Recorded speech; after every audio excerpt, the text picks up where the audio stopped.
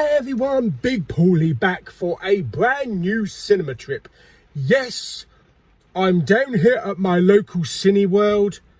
First time I've been here since, oh God, when did Unhinged and New Mutants come out? Was it October time or something like that? Yeah, it's crazy. First time down here at Cineworld. Car park is packed. The reason being, it's absolutely crapping it down. It's miserable looking. Everybody's got their coats on. Winter's back. Straight after 2 days of heat. Yes, oh my God. So best place to spend 2 hours in the cinema. Gonna get the ticket in a minute, go in, and I am watching A Quiet Place Part 2. Yes, saw the first one again, rewatched it 2 days ago, 3 days ago.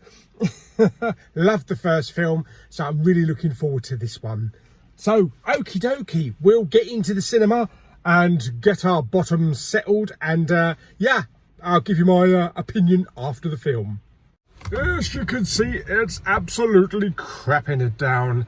Absolutely crapping it down. But yes, there is Cineworld. Let's go and spend 2 hours in a darkened movie theatre watching a film. I've missed you.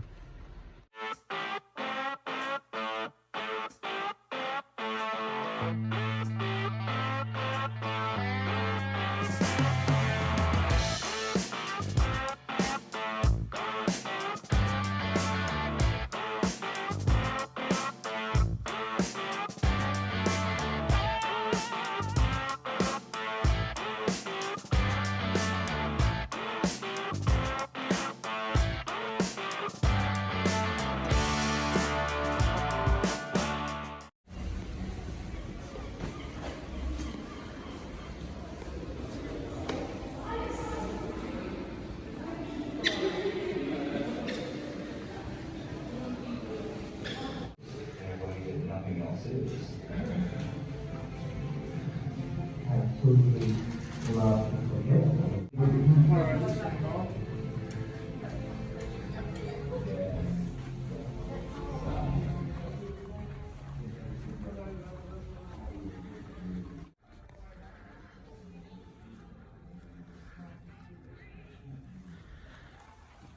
Oh, up we go. I'm the only one in here at the moment.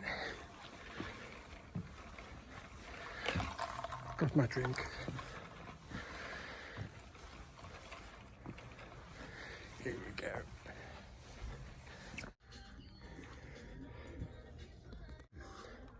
I've got the screen to myself. I spread out how I have.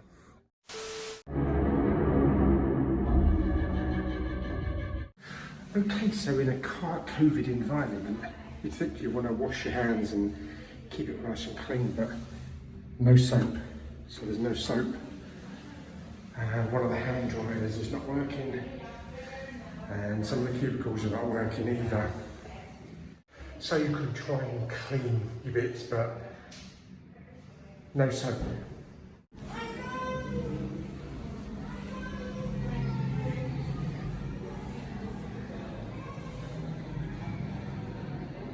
Okay, so out of the cinema.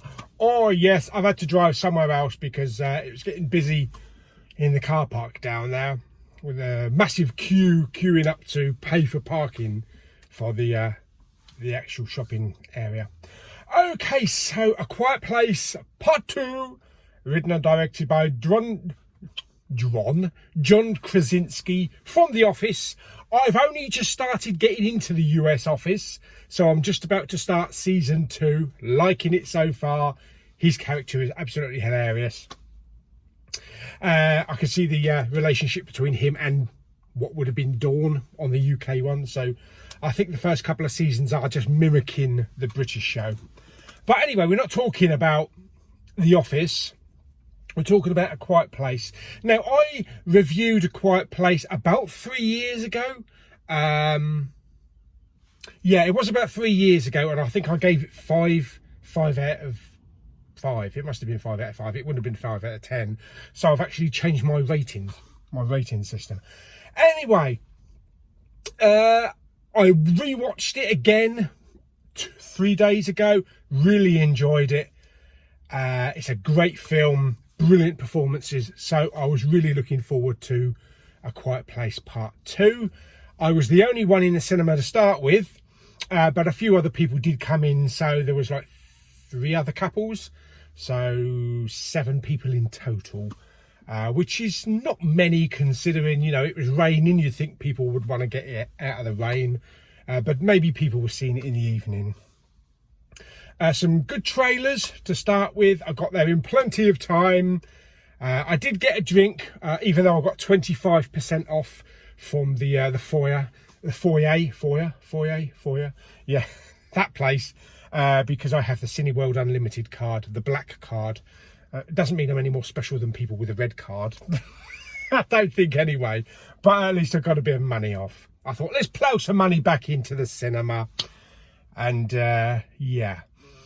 Now, A Quiet Place Part 2. The first thing I want to address, this is not to do with the film itself. I don't know if anybody had the same setup, but there were black bars at the top and the bottom of the screen. I think that may be because of the screen that I was in was actually 185, you know, Jurassic Park format, whereas maybe the movie was filmed in 235. So you can't stretch it out because you'll lose the sides. Nobody wants to lose the sides. So I think that's the reason why there was black bars at the top and the bottom of the screen. Had it been another screen or maybe View at Westwood Cross, we probably would have had the more Letterboxd screen and it would have filled the whole thing. But if you did have black bars, let me know. It didn't detract from the film or anything like that. Now, the first 15 minutes of the film was a great setup. I loved how they went back to day one, showed us where everything began, introduced us to a few new characters, and gave us a bit more history, a bit more backstory of these creatures. Kind of gave us an idea of where they're from, which I hope they address in A Quiet Place Part 3. I'm sure there's going to be a third one, because this one was just left dangling like a carrot in front of Rudolph. Yes, and it's not even Christmas. I don't think there's going to be A Quiet Place 4. I think this is going to be a trilogy, like the Apes movies. Yeah, them ones. You're getting carried away now, Paul. Yeah, I really enjoyed this film. I had a blast with this film. It was 1 hour and 37 minutes, so it's only a little bit longer than the first film. It's perfectly paced. It's the right length. You don't need to string it out to 2.5 hours. It kept everything moving along. It didn't give you any boring moments. There were a few slow character moments, but it was character reflection on their history, you know, their past and things that happened in the first film, which was really touching. It was actually quite an emotional film. It was more emotional than some of the scenes in the first film. You know, there was revisiting certain aspects of the first film in this one, so I really enjoyed that. The music was great. The performances were fantastic again. Emily Blunt stood out for me, as well as Cillian Murphy. He was fantastic. And also Millicent, I can't remember her name, the one that plays the eldest daughter. And I actually didn't know, I'm probably way behind a lot of people, but I actually didn't know she was deaf in real life. That's probably why she was doing sign language in the first film, you twat. But I thought that was just thrown into the film, that she was deaf in the film. I had no idea she was deaf in real life. So it added an extra connection for the characters. So there was some good action in the film.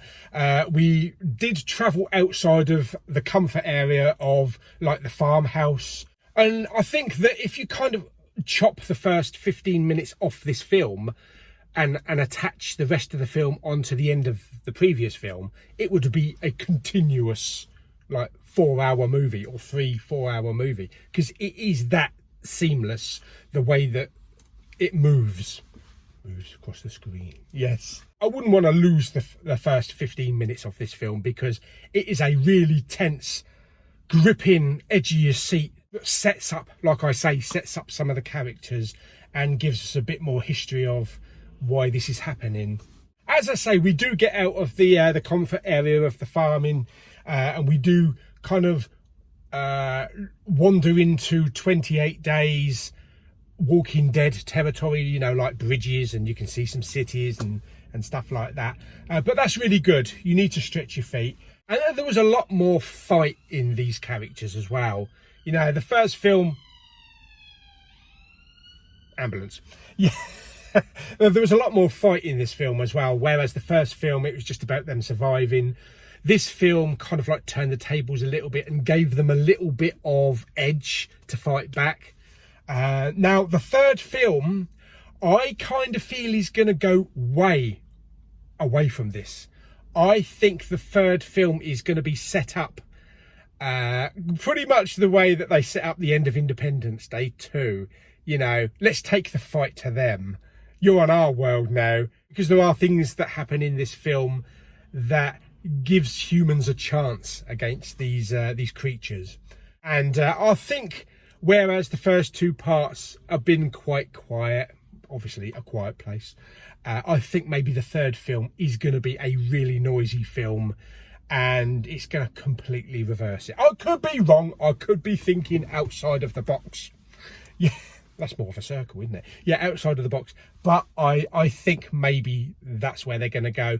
I don't think there should be a fourth film. I think they should contain this and be a trilogy. It could end up being a perfect trilogy, pretty much the same with, you know, Rise, Dawn and War of the Planet of the Apes.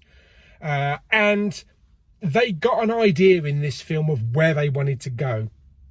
Unlike the Star Wars sequels, which kind of were muddled and one ended and, oh, what should we do for the next one? And no, we're not going that direction. And then, oh, well, they went direction there.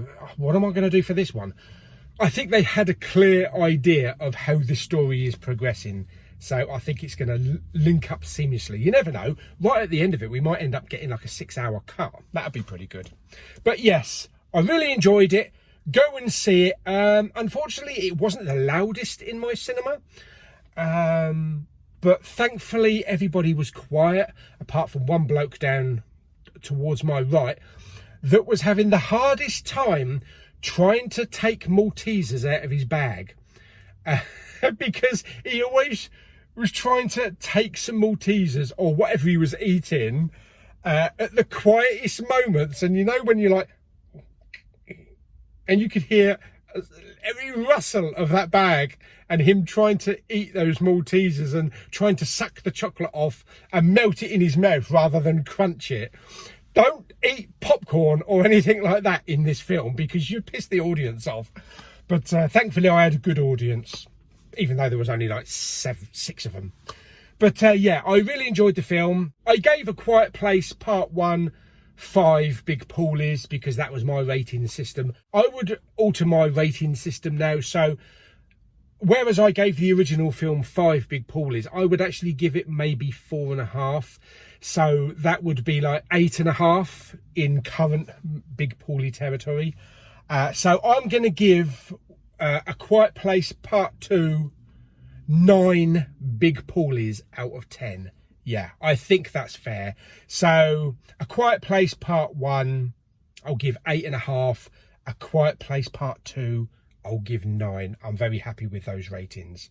Fantastic. So I hope you enjoyed this little review of A Quiet Place Part 2. If you haven't seen it, go and watch it in the cinema. You'll have a ball. It's a great film. And yeah. So I hope you enjoyed the video. Like it by giving it some thumbs up. Or, yeah, don't make any sound.